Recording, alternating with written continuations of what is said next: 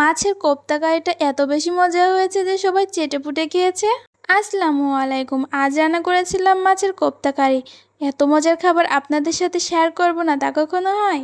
এটা বানানোর জন্য প্রথমেই 3 পিস মাছ লবণ হলুদ দিয়ে সিদ্ধ করে নিয়ে কাঁটা ছড়িয়ে নিচ্ছি।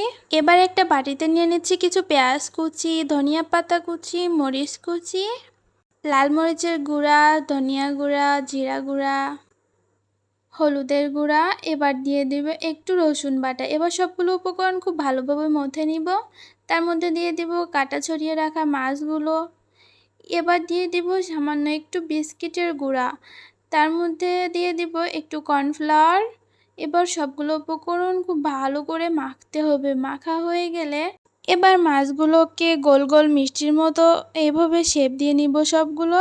এবার একটা ফ্রাই প্যানে তেল গরম করে এগুলাকে তেলের মধ্যে ছেড়ে দিব। এগুলো এবার দুই পাশে ব্রাউন কালার করে ভেজে তুলে নিব। এবার তেলের মধ্যে দিয়ে দিব রসুন, পেঁয়াজ আর জিরা বাটা। মশলাটা ভালোভাবে কষিয়ে লবণ, হলুদ, জিরা গুঁড়া, ধনিয়া গুঁড়া, মরিচের গুঁড়া সব মশলা দিয়ে ভালোভাবে মশলাটা কষিয়ে নিব। এবারে কয়েকটা কাঠবাদাম এবং কাজু বাদাম কিছু সময় ভিজিয়ে রেখে বেটে নিয়েছি, এটা দিয়ে দিব। এবারে হাফ কাপ মতো টক দই ফেটিয়ে নিয়ে দিয়ে দিব। দিয়ে ভালোভাবে সবগুলো উপকরণ মিশিয়ে মশলাটা ভালোভাবে কষিয়ে নিব। যেহেতু টক দই দিয়েছি স্বাদটা ব্যালেন্স করার জন্য দিয়ে দিলাম একটুখানি চিনি। এবার দিয়ে দিব ভেজে রাখা মাছগুলো, দিয়ে ভালোভাবে মিশিয়ে নিব। দিয়ে দিব পরিমাণ মতো পানি।